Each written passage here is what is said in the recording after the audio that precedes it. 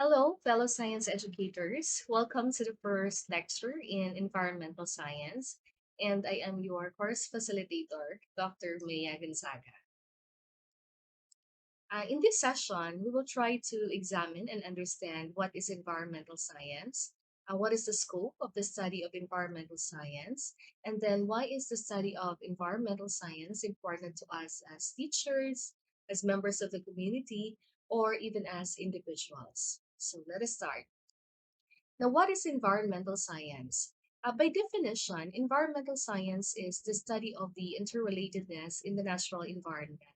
It deals with the interdisciplinary study of how the Earth's processes work, both natural and man made.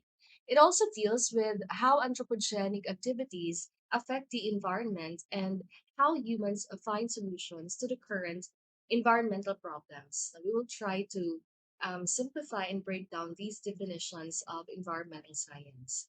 And to be able to do that, we need to go back to how we understand science.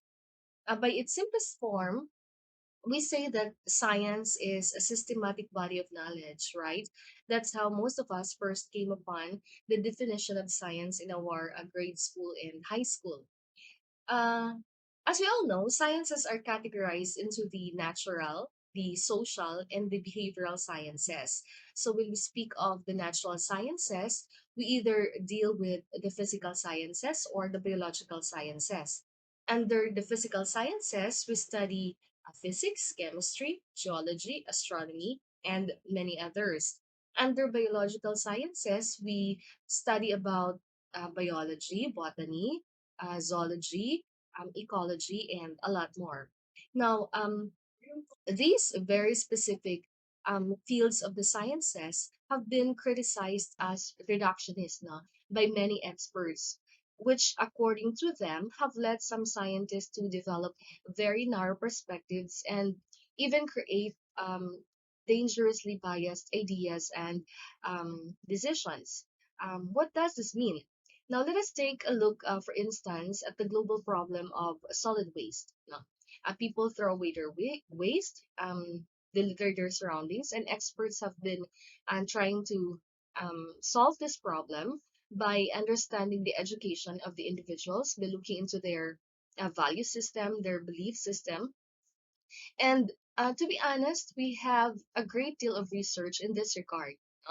But if we fail to consider other factors such as the lack of infrastructure, the socioeconomic conditions of these individuals, which would allow them to exhibit or manifest a pro-environmental behavior or good solid waste management practices, then understanding the problem of solid waste would not be complete. There will be gaps in the total resolution of the issue. And so for so long, science rests on reductionism, or the reduction of complex issues into digestible bits, which has a danger of losing the interconnectedness of the parts of the whole problem or issue. Now, on the other hand, environmental science is based on holism, or the concept that life's manifestations can only be understood from the whole. Um, Not only that environmental science is multidisciplinary, it actually reverses division in favor of unison between and among the dissociated sciences. So that's according to Angelina Galang, a noted environmental educator and author. Okay, what is environment? The simplest definition of environment is that it is everything outside the skin. It is the totality of our surroundings, which include all the things around us with which we interact. These include the living things, such as the animals, plants, fungi, microorganisms, and others. The non living things, which include the sun, air, rocks, landmass, and water. And then we also have the built environment, which is made by humans. And then the social institutions and relationships, which are also built and maintained by humans. Now, there are other definitions of environment, which you can find in the resource materials provided in the Google link. Please look them up as part of your asynchronous activities. All right. Now, if we look at our surroundings, we can see that we are surrounded by land, air, water, and other living things. These four systems are called spheres. Specifically, they are called the lithosphere for land, hydrosphere for water, atmosphere for air, and biosphere for the living things. Now, and the detailed discussion of these Earth systems is in topic 2 or lecture 2. Hey, environment also means the surrounding external conditions influencing development or growth of people, animals, or plants, now either their living or working conditions. And this involves three questions: what is surrounded, by what surrounded, and where surrounded. Now, from the vantage point of humans, the living things in general and humans in particular are surrounded by the environment. By what surrounded? Now, the scope of the term environment has been changing now by the passage of time. Before, our understanding of the environment consisted only of the physical aspects of the earth.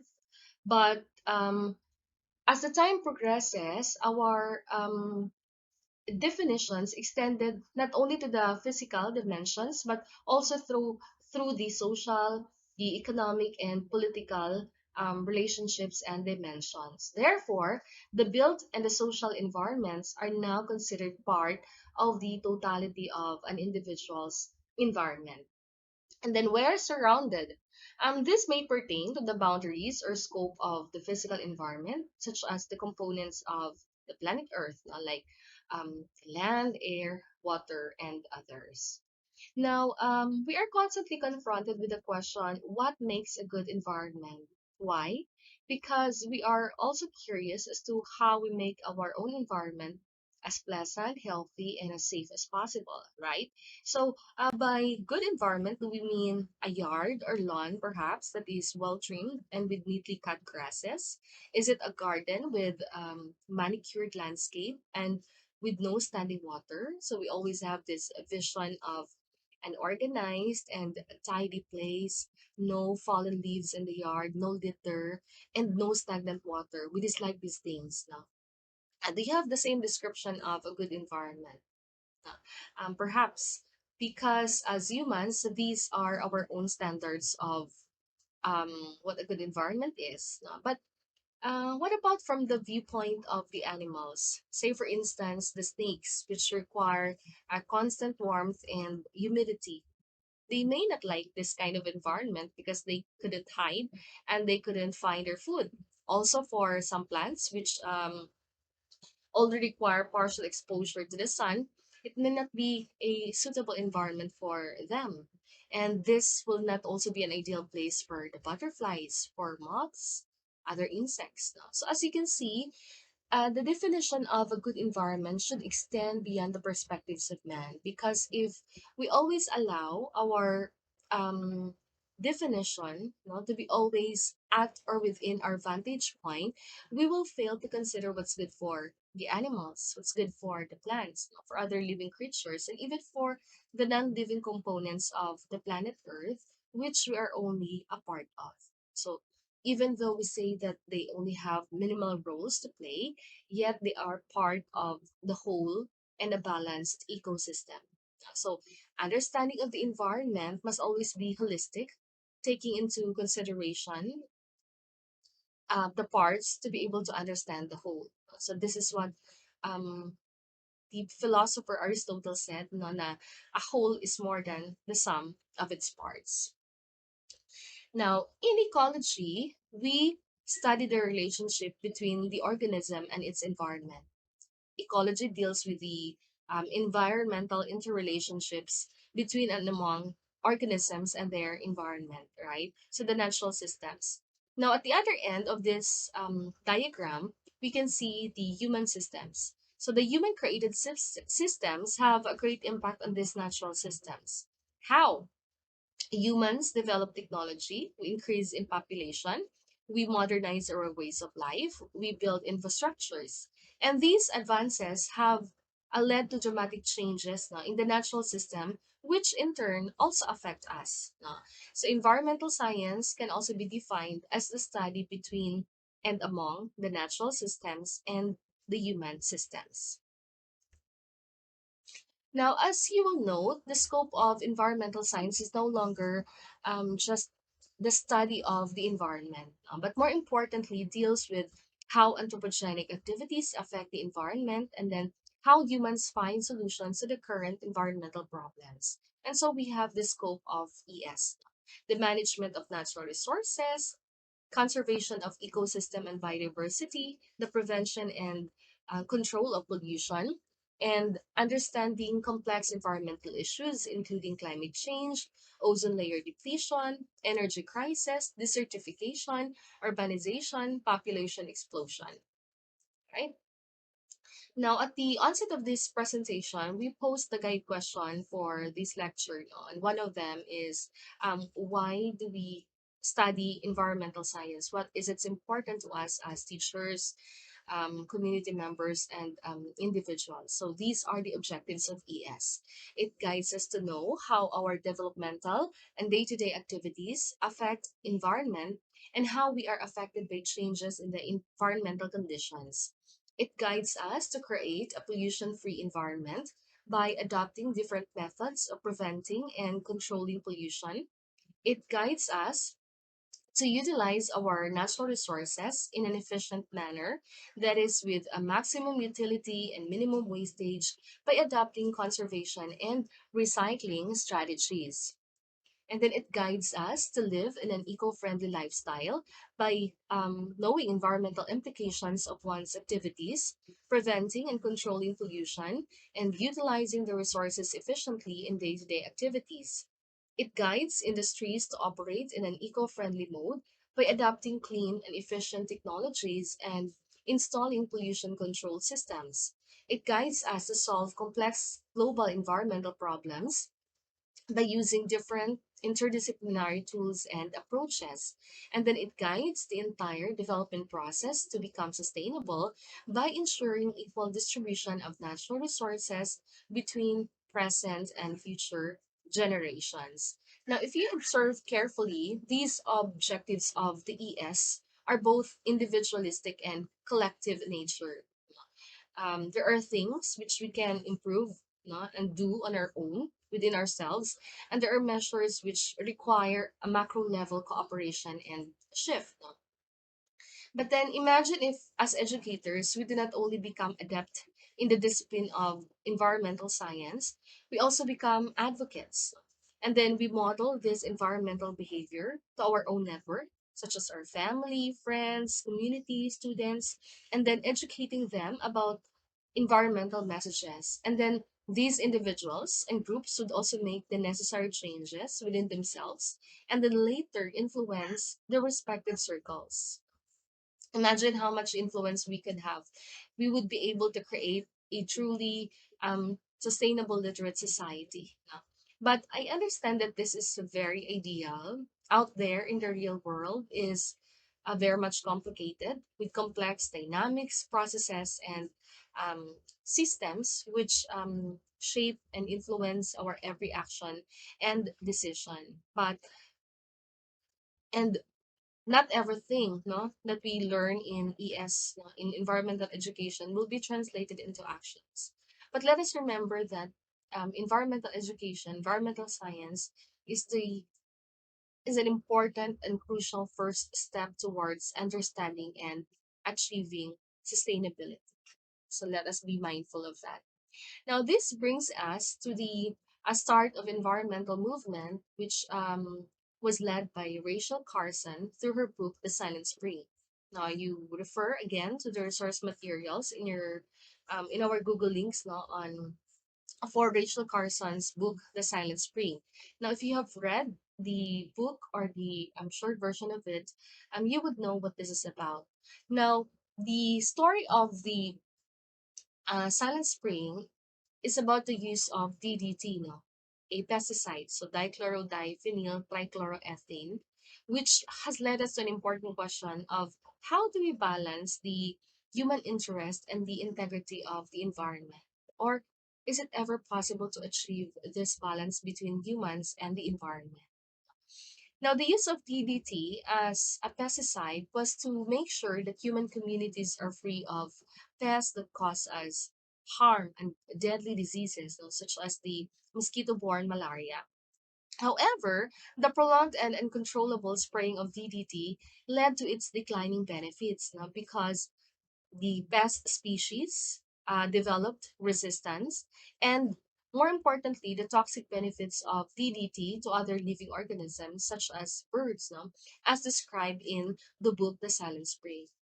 So presently, the US EPA, its environmental agency, the US environmental agency, has now banned the use of DDT and is a great advocate for its controlled and regulated use throughout the world. Now, this tells us that it is never a good idea to intrude into the natural systems, even with the good intention of improving the human conditions. So, humans are part of the environment, and so harming the others coexisting with humans in the environment will naturally result to a backlash, which is consequently suffered by humans. So, as we develop environmental science, we realize that our vantage point, that of a dominating species, must be constantly examined. Again, these are the words of Dr. Galang in her book, The Philippines in the Ecozoic Stage, published in 2009. Right? Now, since we are talking about vantage points of humans now, let's test your vantage point. Let us try to analyze these hypothetical situations. And if you were put in this scenario, what behavior would you choose? So again, this activity is inspired by one of our classes under Dr. Kala. So pick one behavior that you would likely manifest or demonstrate in this situation. So you see a cockroach on the bathroom floor. You, A, kill it with your slippers. B, spray it with Baygon. C, spray it with a detergent solution. Or D, leave it alone. What would you choose? What would you do? All right. Next one. You enter a virgin forest and see beautiful rare orchids. You, A, pick them to put in a vase for the church. B, pick to propagate them. C, put a fence around the tree to protect the flowers from predators. Or D, leave them alone and give praise to God. So which one would you choose among the four? And the third scenario. On a field trip to Palawan, the wife of a poor fisherman offers you a beautiful necklace made from corals. It cost half the price in department stores. Would you purchase it? Right? So what did you choose in these three hypothetical scenarios? Here, did you want to kill the cockroach? What about here? Did you want to pick the beautiful orchids or propagate them? What about here? Did you want to buy it to help the local fisher folk, and of course enjoy the discounted price of the necklace? What did you choose?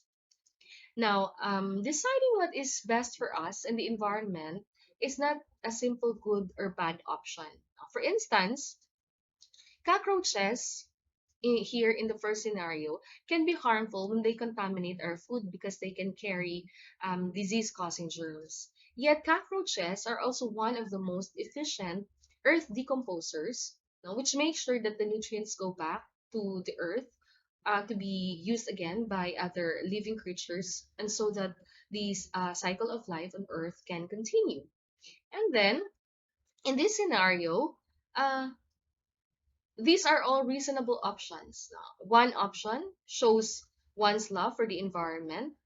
The other two options are for aesthetics and spirituality, and yet another is for us to help the living things reproduce.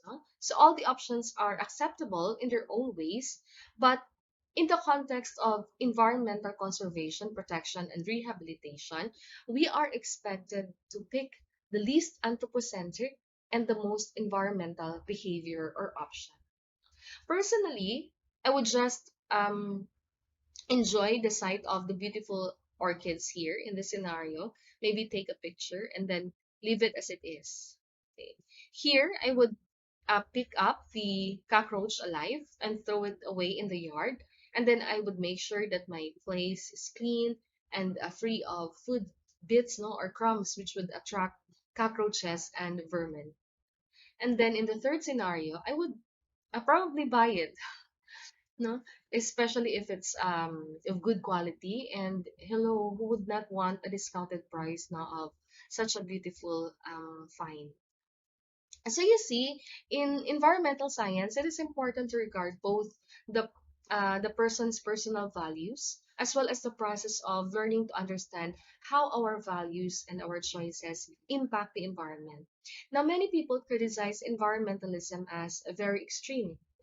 But to be honest, it is not simply black and white. No. It has a wide range of a spectrum, many areas and doorways for environmentalism, and it tackles the issues holistically. Um, I'd like to recommend to you George Carlin's videos. He is a comedian and he made satire videos on environmentalism. So you can search his videos on YouTube, and then we can discuss your insights and takeaways of his satire videos in our group chat. Right? Hey, now are you familiar with the Republic of Nauru? No. Nauru is a tiny island in the South Pacific, and its modern history begins at the turn of the 20th century with the discovery of phosphate. So, Nauru had a rich deposit of phosphate. Now, as we all know, phosphate is a fertilizer used in agriculture, and it is a major ingredient for the explosives industry. So the Nauruans, of course, mined their phosphates and exported it to countries such as Australia, US, the UK. And because of that, the Nauruans enjoyed enormous wealth. They became a very wealthy, and at one point they were the second wealthiest country in the world per capita or person. But phosphate, as we all know, is a finite resource. It is limited. Nauubos siya. And so the time came when the rich phosphate of Nauru eventually ran out. A lot of money was invested in things which never actually turned out to work in Nauru. So they tried to invest in real estate development, in tourism. They tried to diversify their economy, but it did not become successful. And so from being the second wealthiest people per capita on Earth, today, Nauruans are unfortunately sick, they are impoverished, and they are reliant on Australia's immigration detention centers for income. So, had they been able to develop a sustainable development paradigm, their story could have been very different. As you can see in the triangle at the right side, Nauru was able to grow economically and socially, but they destroy their environment. The triangle is not balanced. The other leg of the triangle at the lower right portion of the picture represents environmental factor. So it is not balanced because they just focus on the economic and social well-being, of their development. And so their development was not long term. It did not last. It became the lost opportunity of Nauru. It's a sad story, but um, fortunately, the world learned a lot from the lost opportunity of Nauru. And so we have now the buzzword sustainability. So in ensuring the balance between human interest and the environment, the triple bottom approach can guide us. So it has three pillars: environmental, economic, and social. Now, environmental sustainability means that we are living within the means of our natural resources. We need to ensure that we are consuming our natural resources at a sustainable rate. So we know that some resources are more abundant than the others, and therefore we need to consider material scarcity, the damage to the environment from the extraction of these materials, such as phosphate, and then we need to look into the possibility if this resource can be kept within the circular economy principles. Now, environmental sustainability is different from full sustainability because sustainability would require the other two factors for it to be balanced, right? So, economic sustainability, it requires that any business, nor country or organization uses its resources efficiently and responsibly so that it can operate in a sustainable manner to consistently produce an operational profit. Without an operational profit, a business cannot sustain its activities, right? And without acting responsibly and using the resources efficiently, the company, an organization, or a society will not be able to sustain the activities in the long term. And then the last one is social sustainability. This is the ability no, of the society or community to achieve a good social well-being, and achieving social sustainability will ensure that the social welfare of the country or a nation can be maintained, can be achieved and maintained in the long term. So take a look at the diagram at the right side. Now, if we only achieve two out of the three pillars, we end up with these. Now, so we are equitable if we are only achieving social and economic sustainability. We are bearable if we achieve social and environmental sustainability. And we are viable if we achieve economic and environmental sustainability. But only through balancing economic, social, and environmental can we achieve sustainability. All right.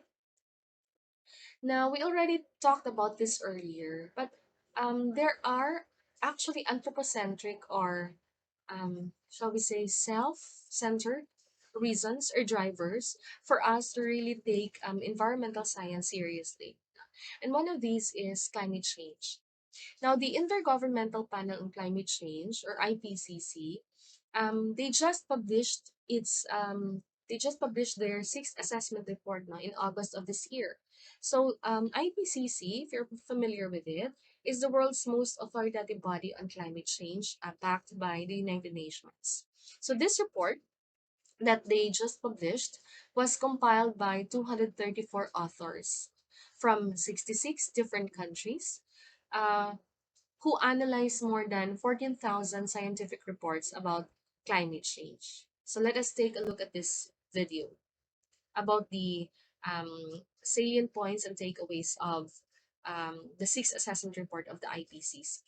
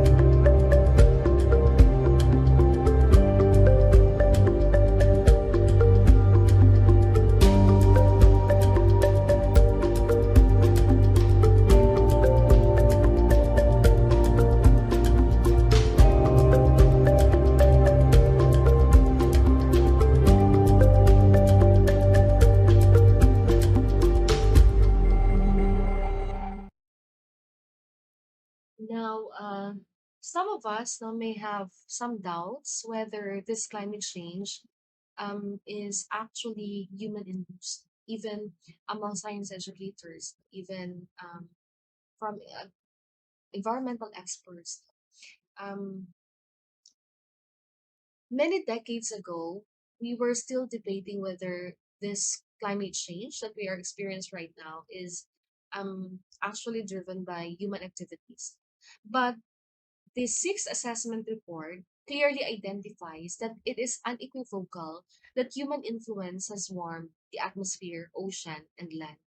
We can no longer defend those who say that this global climate change occurs naturally because scientists, more than 200 of them, are definite that global warming, which is the flip side of climate change, could have never happened without human intervention and activities.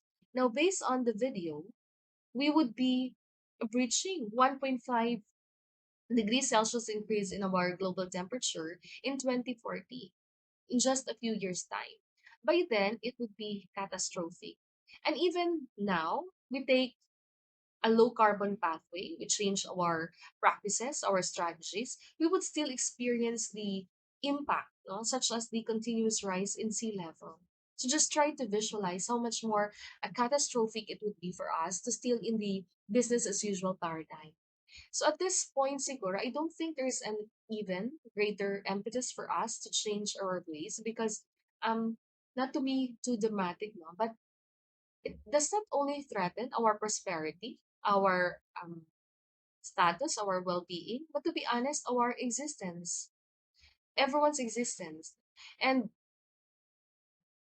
mind you, we would be affected by it. No, it doesn't only affect the developing nations, but the developed countries as well. Everyone would experience the brunt of climate change and global warming.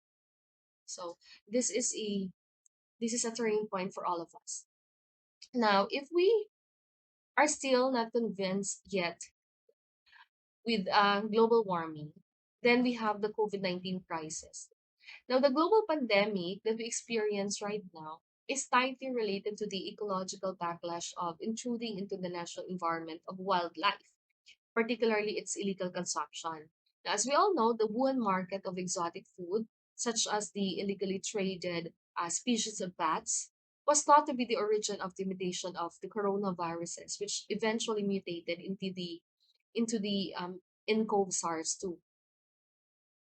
I don't know kung anong letter ng alphabet na tayo, but in the Philippines, we are still talking about Delta variant, no? In other countries, they are already preparing for the Lambda variant, and it's only a matter of time before this variant, they say that this is more transmissible, no, and more resistant to immune response. It's only a matter of time before this enters our country. So I think these two would be our greatest drivers, no, for taking environmental issues, taking environmental science at heart. Now, sustainable development has been a buzzword in environmental efforts. Its most popular definition came from the Brundtland Report in 1987, which states that sustainable development is development which meets the needs of the present without compromising the ability of future generations to meet their own needs. Now, it means that we manage our resources in a manner that ensures there will be enough for the future generations while we address the needs of the present generation. Now, as you can see, environmentalism and sustainability do not prohibit us to enjoy the nature's capital, the nature's resources, but the way we utilize these resources must be in a responsible and sustainable manner. Why? Because everything is connected. Ecosystems sustain societies that create economies. And this is an important illustration to represent how important it is to take care of our environment. Now, here, the economic domain is enclosed in the social domain to let us understand that economic or prosperity or wealth is just one of the indicators of social well being of a person. Now, there are other things in a society that we need, such as peace, security, justice, equality, and many more. And then, more importantly, all these things, economic prosperity, social well being, justice, equality, this could not be thoroughly enjoyed if our lands are degraded, if our air is polluted, if our waters are dirted, and if our climate cannot can no longer support life on earth, no, for the plants, for the animals, and for us humans. So these two domains, the economic and the social domains, are enclosed in an even a bigger domain of the ecosystems. So everything is connected, right? Now, to conclude, as a summary, we say that environmental science helps us understand our relationship with the environment and informs our attempts to solve and prevent problems. Identifying a problem is the first step in solving it. Solving environmental problems can move us towards health, longevity, peace, and prosperity. And environmental science can help us find balanced solutions to environmental problems for sustainable development. Thank you very much. That's the end of this presentation. I hope you've gained something from this lecture. And um, should you have any questions or clarifications about this presentation, kindly message me in our group chat or let's discuss this in our GC. Bye. Have a good day, everyone.